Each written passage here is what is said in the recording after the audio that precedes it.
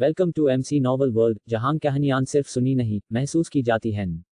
Fire. अगर तुम्हें पसंद है एक्शन, मिस्ट्री और इमोशन से भरी कहानियां। अगले कुछ दिनों तक आकाश भोजन के समय को छोड़कर सारा समय अपने कमरे में तेज अग्नि चक्र का नक्शा बनाने में लगा रहा।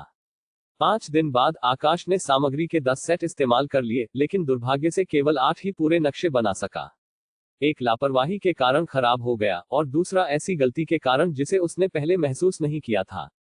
तेज अग्नि चक्र साधना जगत का सबसे सरल और बुनियादी चक्र था, फिर भी इतने प्रयासों के बाद भी आकाश कभी कभी गलतियां कर रहा था, जिनमें से कुछ उसने पहले भी की थी। चक्र वास्तव में गहन और जटिल है, इन्हें हल्के में नहीं लिया जा सकता। आकाश ने खुद को सख्ती से याद दिलाया। जब उसे समय मिला, आकाश ने सफलतापूर्वक बनाए गए चक्रों को किस्मत मिलन के मोटे मुनीम को सौंप दिया। इस बार मुनीम थोड़ा अधिक संतुष्ट था। उसने आकाश के बड़े भाई की मेहनती लगन और पिछली बार की तुलना में ब्रश कार्य में ध्यान देने योग्य सुधार को स्वीकार किया। वह सहयोग जारी रखने के लिए बहुत इच्छुक था और आकाश को 6 स्पिरिट पत्थर देने के बाद उसे 10 और सेट सामग्री के प्रदान किए। आकाश पहले ही 12 स्पिरिट पत्थर कमा चुका था और इस दर से वह साल के अंत से पहले एक और लेन देन पूरा कर सकता था, जिससे कम से कम 6 और स्पिरिट पत्थर अर्जित होंगे। आकाश अपने चित्रकारी में और भी अधिक सावधान हो गया। तेज अग्नि चक्र को पहले से कहीं अधिक सहजता से संभाल रहा था। उसकी दिव्य चेतना भी काफी मजबूत हो गई थी। अब वह अपनी सारी दिव्य चेतना को थकाए बिना एक पूरा तेज अग्नि चक्र पूरा कर सकता था, जिससे चक्र बनाने में लगने वाला समय काफी कम हो गया। कई दिनों बाद रात का भोजन समाप्त करने के बाद आकाश अपने कमरे में लौटने की तैयारी कर रहा था, तभी अचानक उसने दरवाजे पर दस्तक सुनी। रवि बाबू दरवाजा खोलने के लिए उठे और बाहर 2 लोगों को पाया। एक साफ सुथरा कुर्ता पायजामा पहने एक युवक था जो काफी सभ्य और विनम्र लग रहा था। दूसरा एक अधेड़ उम्र का साधक था, जिसके चेहरे पर कुछ हल्के निशान थे, जिसकी आंखें शांत थीं, लेकिन उनमें एक तीक्ष्णता थी और जिसकी आध्यात्मिक शक्ति स्पष्ट रूप से बहुत अधिक मजबूत थी। यह दर्शाता है कि वह कम से कम प्राण शोधन के 8वें या 9वें स्तर पर था। युवा मित्र, क्या यहाँ रवि बाबू नाम का कोई भाई रहता है? क्या आप मेरे पिता को ढूंढ रहे हैं? आकाश ने अपना छोटा सिर झुकाकर पूछा। अधेड़ उम्र के साधक की आंखें आकाश को देखकर नर्म हो गईं। तुम जरूर आकाश होगे। रवि बाबू भी बाहर उनका अभिवादन करने आए और सम्मान में हाथ जोड़कर कहा, जय भाई। अधेड़ उम्र के साधक ने भी अभिवादन किया। रवि भाई, इतनी देर से दखल देने के लिए मुझे माफ करना। मेरा बेटा और मैं श्याम पर्वत नगर से यात्रा करके आए हैं, रात भर भागे हैं और अभी इसी समय पहुंचे हैं। क्या आपके पास रहने की जगह है? हाँ, यह मेरे पिता की पीढ़ी के एक भाई के पास है। संयोग से मैं उनसे मिलने आया हूं, इसलिए हम वहां अस्थायी रूप से ठहर सकते हैं। मैं आपसे उस मामले पर चर्चा करने आया हूं जिसके बारे में हमने पहले बात की थी। अंदर आकर बात करते हैं। रवि बाबू ने उनका अंदर स्वागत किया, जबकि मीरा ने मेज को साफ किया और ताजी चाय ले आए। रवि बाबू ने तब दोनों पुरुषों को बैठने के लिए आमंत्रित किया और आकाश का परिचय कराते हुए कहा, ये तुम्हारे जय अंकल हैं, जयंत नाम है, और उनके बगल में तुम्हारे ललित भाई है। आकाश ने औपचारिक रूप से प्रणाम किया। नमस्ते जय अंकल, नमस्ते ललित भाई। जयंत मुस्कुराए और सिर हिलाकर स्वीकृति दी। वह प्रशंसा करना चाहते थे, लेकिन रवि बाबू को देखा, जो ऊंचे और मजबूत थे, उनकी भौहें वीर थीं और आंखें तारों जैसी थीं। फिर उनके बगल में गोरी त्वचा वाला नाजुक और सुंदर आकाश को देखा तो उन्हें लगा कि जैसा बाप वैसा बेटा वाक्यांश बिल्कुल फिट नहीं बैठता। एक दैत्य शिकारी के रूप में जो राक्षसों से लड़ने का आदी था और जिसने केवल सामान्य तारीफ जैसा बाप वैसा बेटा का इस्तेमाल किया था, जयंत अचानक खुद को शब्दहीन पाया, क्योंकि अब यह वाक्यांश लागू नहीं हो रहा था। यह बच्चा, जयंत एक पल के लिए हिचकिचाए, फिर शब्द ढूंढने में कामयाब रहे, बहुत अच्छे से बड़ा है। केवल खानापूर्ति न लगे, इसके लिए जयंत ने जोड़ा, सुंदर, रवि भाई से मिलता जुलता, कोमल आंखों और भाभी जैसा स्वभाव, पढ़ा लिखा और समझदार। मैंने पहले कभी इतना आकर्षक बच्चा नहीं देखा। रवि बाबू को बारीकियों से कोई फर्क नहीं पड़ा, वह आकाश की किसी भी प्रशंसा से बहुत खुश थे। कुछ शिष्टाचार की बातों के बाद रवि बाबू ने आकाश से कहा, तुम्हारे पिताजी और जय अंकल कुछ जरूरी मामलों पर चर्चा करेंगे, तुम जाओ और अपने कमरे में खेलो। ठीक है। आकाश ने जयंत को प्रणाम किया, फिर अपने कमरे में लौट आया। जयंत भी शायद एक दैत्य शिकारी थे, जो शायद अपने पिता के पास दैत्य शिकार के मामलों पर चर्चा करने आए थे। रवि बाबू अपनी मजबूत बनावट के साथ शारीरिक शोधन के लिए उत्कृष्ट प्रतिभा रखते थे। प्राण शोधन के क्षेत्र में वह 8वें स्तर तक पहुंच चुके थे। फटी स्वर्ण पंजा और उग्र ज्वाला मुट्ठी जैसे कई शक्तिशाली शारीरिक मार्शल आर्ट्स का अभ्यास करते थे और उनके पास दैत्य शिकार का व्यापक अनुभव भी था। इसके अलावा एक ईमानदार व्यक्ति होने के कारण वह सिद्धेश्वर पीठ नगर में प्राण शोधन साधकों के बीच काफी जाने जाते थे। जयंत का मेरे पिताजी से मिलने आना शायद नए साल के बाद श्याम पर्वत के भीतरी पहाड़ में दैत्य शिकार अभियान पर चर्चा करने के बारे में है। भीतरी पहाड़ खतरनाक होना चाहिए। आकाश ने इस बारे में सोचा और फिर आह भरी। यह ऐसी चीजें नहीं थी जिनके बारे में वह अभी चिंता कर सकता था। प्राण शोधन के केवल दूसरे स्तर पर शारीरिक मार्शल आर्ट्स का अभ्यास करने में असमर्थ या यहाँ तक कि साधना तकनीक चुनने में भी असमर्थ एक भी मंत्र नहीं जानने वाला वह ज्यादा मदद नहीं कर सकता था। उसे चक्र बनाने पर ध्यान देना चाहिए। आकाश ने अपना कागज और ब्रश निकाला, स्याही को पत्थर में डाला और चक्र बनाने पर ध्यान केंद्रित किया। सोने जाने और चेतना के सागर में प्रवेश करने से पहले एक पूरा तेज अग्नि चक्र चित्र पूरा करने की उम्मीद की। स्याही में डूबे अपने ब्रश के साथ उसने अपनी स्ट्रोक्स शुरू की। हल्का लाल स्याही ब्रश के सिरे का अनुसरण करती थी, एक के बाद एक चक्र पैटर्न को रेखांकित करती थी। तेज अग्नि चक्र इतना परिचित था कि उसे इसे बनाने में कोई कठिनाई नहीं हुई। कुछ अगरबत्ती जितना समय बीतने के बाद दीपक की रोशनी अचानक टिमटिमाई और बुझ गई, जिससे कमरा अंधेरे में डूब गया। क्या दीपक टूट गया है? आकाश ने अपना ब्रश रोका और हॉल से आने वाली रोशनी का उपयोग करते हुए मेज पर रखा दीपक उठाकर उसकी जांच की, खुद से बड़बड़ाते हुए, क्या यह बहुत लंबे समय से इस्तेमाल हो रहा है? अभी भी काफी समय था। आकाश थोड़ी देर और चक्र बनाना चाहता था। उसे क्या करना चाहिए? दीपक पकड़े हुए आकाश दरवाजे तक चला गया और दरार से झांका, देखा कि रवि बाबू और जयंत अभी भी हॉल के अंदर बातचीत कर रहे थे। आकाश इस समय रवि बाबू को परेशान नहीं करना चाहता था। जैसे ही वह अपना सिर वापस लेने वाला था, उसने रवि बाबू को कहते सुना, आकाश क्या तुम्हें कुछ चाहिए?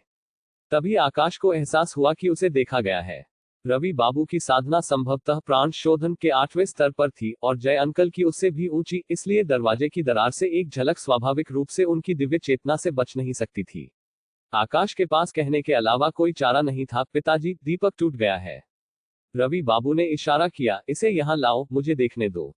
आकाश ने दीपक सौंप दिया। रवि बाबू ने इसे लिया, जोर से घुमाया और दीपक का आधार खोला। अंदर देखकर कहा, यह बहुत लंबे समय से इस्तेमाल हो रहा है और अंदर का चक्र फीका पड़ गया है। मैं तुम्हें कल एक नया खरीद दूंगा। आज रात के लिए तुम्हें जल्दी सो जाना चाहिए। चक्र। आकाश की आंखें चमक उठी। पिताजी, मुझे देखने दीजिए। रवि बाबू थोड़ा चौंक गए, लेकिन फिर भी दीपक आकाश को सौंप दिया। आकाश ने दीपक लिया और महसूस किया कि आधार पर बना चक्र कुछ परिचित लग रहा था। यह तेज अग्नि चक्र पैटर्न जैसा ही था, लेकिन स्पष्ट रूप से अधिक कच्चा था और इसमें केवल 2 रेखाएं थी। यह लागत कम करने के लिए सस्ते में बनाया गया तेज अग्नि चक्र होना चाहिए। तेज अग्नि चक्र। आकाश इसे अच्छी तरह से जानता था। पिताजी, 1 मिनट रुकिए, उसने कहा। आकाश दौड़कर अपने कमरे में गया, अपना ब्रश और स्याही ले आया, आधार पर फीके पड़े चक्र को ट्रेस किया, उसकी जांच की, फिर एक और जगह ढूंढी और कुछ और स्ट्रोक्स बनाए। रवि बाबू और जयंत ने बात करना बंद कर दिया और उसे गंभीरता से काम करते हुए देखा। थोड़ी देर बाद आकाश ने खत्म किया। पिताजी, अब कोशिश कीजिए। रवि बाबू ने दीपक लिया, आधार को वापस कस दिया और दीपक पर छोटे तंत्र को झटका दिया। दीपक फिर से जल उठा और कमरा उज्जवल हो गया। यह काम कर रहा है। रवि बाबू हैरान थे, फिर स्नेह से आकाश के सिर पर थपथपाया। बुरा नहीं है, इसे वापस ले जाओ और जल्दी आराम करना, याद रखना, देर तक पढ़ाई मत करना। आकाश ने सहमति में सिर हिलाया। पिताजी, जय अंकल, आप अपनी बातचीत जारी रखें, मैं अपने कमरे में वापस जा रहा हूँ। यह कहकर वह दीपक लेकर अपने कमरे में वापस दौड़ गया। रवि बाबू ने जयंत की ओर मुड़कर कहा, माफ करना जय भाई, हमें अपनी बातचीत जारी रखनी चाहिए। हालांकि जयंत ने कुछ भी नहीं सुना था। वह आकाश के अपने कमरे में वापस जाने की पीठ को घूर रहे थे। वह थोड़ी देर के लिए खोए रहे, फिर अंत में विचार पूर्वक कहा, आकाश, यह बच्चा केवल प्राण शोधन के दूसरे स्तर पर होना चाहिए, है ना?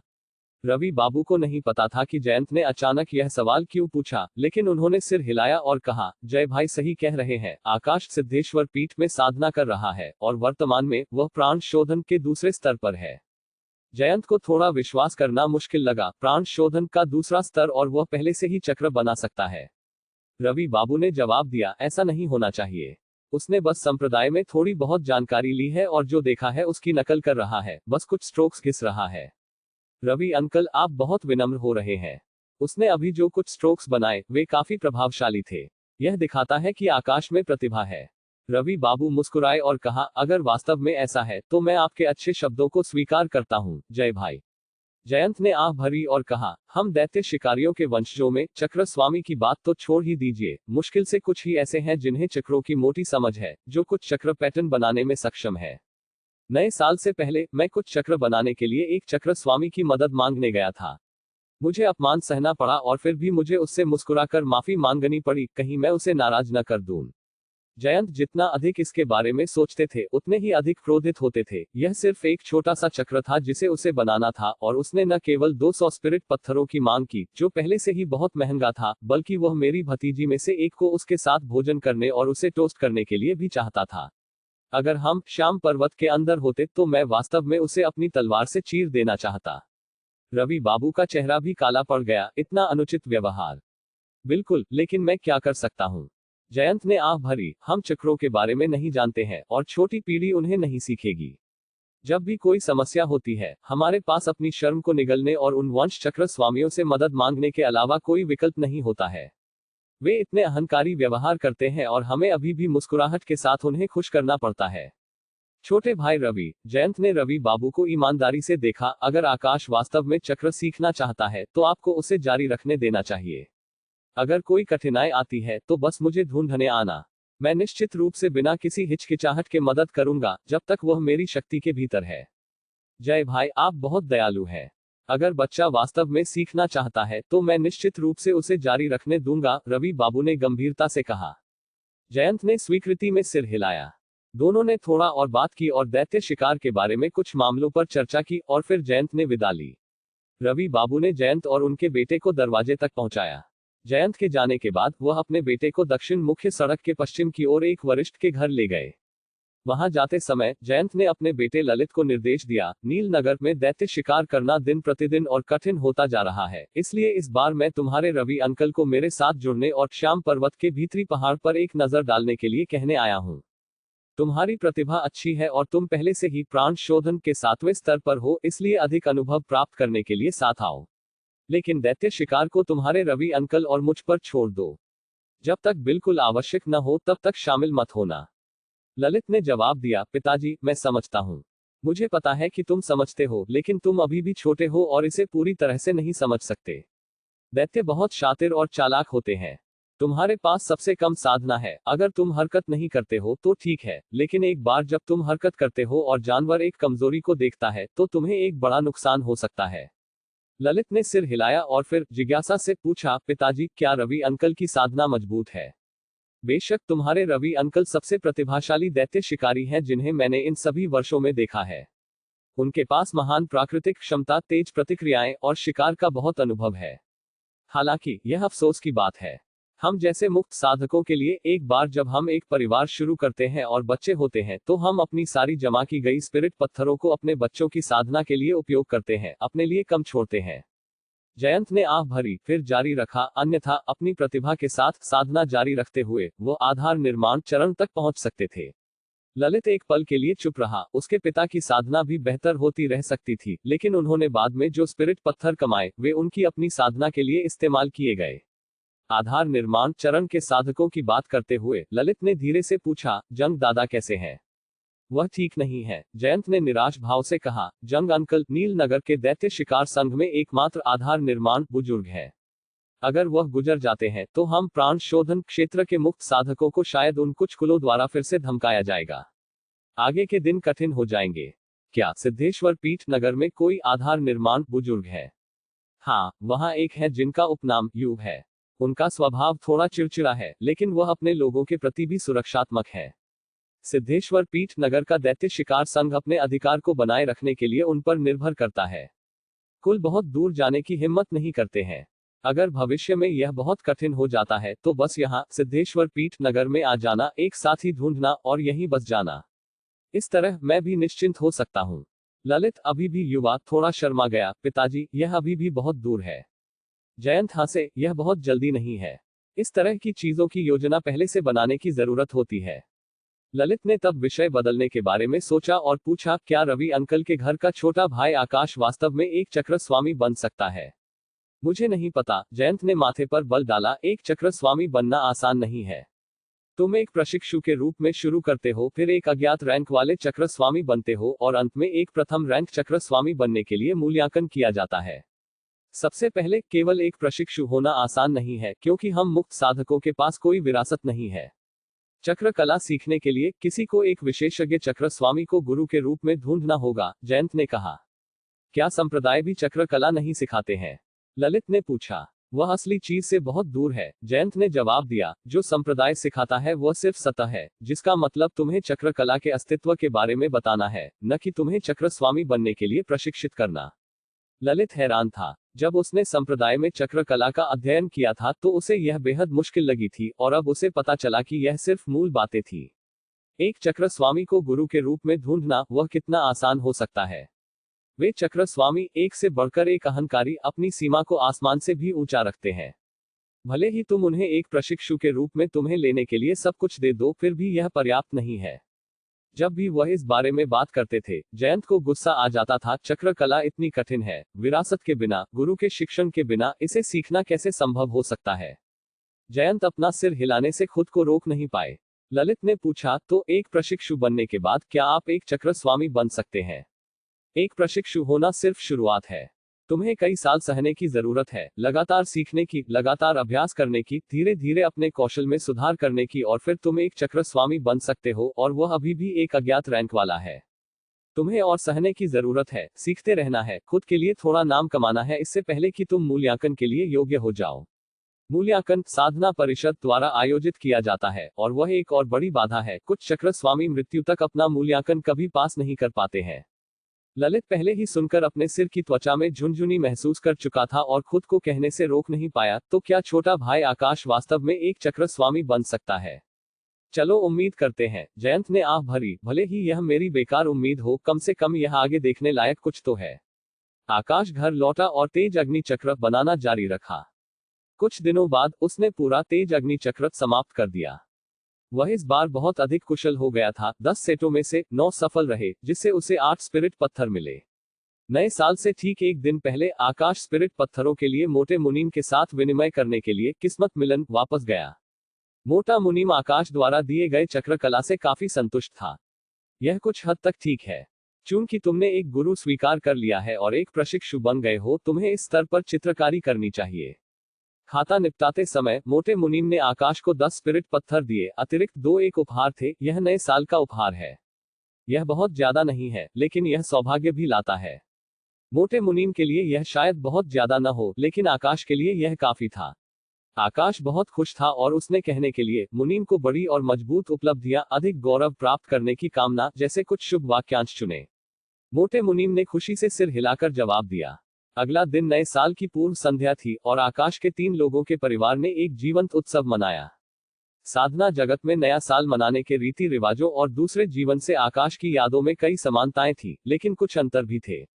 उदाहरण के लिए, हालांकि दोनों ने वसंत त्योहार के दोहे चिपकाए, दोहे चमकते थे, खूब भाग्य अक्षर पर बादल के पैटर्न चलते थे, और नए साल के चित्रों में किरीन शुभ जानवर तुम्हें चौड़ी आंखों से घूरते थे, कभी कभी तुम पर गुर्राते थे, जो काफी उपन्यास था। नए साल की पूर्व संध्या का भोजन भी साल का सबसे शानदार भोजन था, जिसमें थोड़ा मांस भी शामिल हो सकता था, और सभी व्यंजन जो आमतौर पर उपलब्ध नहीं होते थे, उनका पूरी तरह से आनंद लिया जाता था। आकाश ने एक बहुत खुशहाल नया साल मनाया, और अपने दोस्तों के साथ कुछ दिनों तक खेलने के बाद उसने किस्मत मिलन के लिए चक्रों की चित्रकारी जारी रखी। रात दिन की कड़ी मेहनत के माध्यम से आकाश अपनी आंखें बंद करके तेज अग्नि चक्र चित्र बना सकता था। उसे 10 चक्र चित्र बनाने में केवल 3 दिन लगते थे, और उसकी सफलता दर 90% से ऊपर बनी रही। यह पहले चंद्र महीने के 15वें दिन तक चला, जो सिद्धेश्वर पीठ के स्कूल प्रवेश से ठीक एक दिन पहले था। उस समय तक आकाश ने लगभग 50 स्पिरिट पत्थर कमा लिए थे। रात के खाने के बाद आकाश अगले दिन संप्रदाय में अपने प्रवेश के लिए पैक कर रहा था, जबकि रवि बाबू और मीरा अपनी पेशिकशों से संबंधित मामलों पर चर्चा कर रहे थे।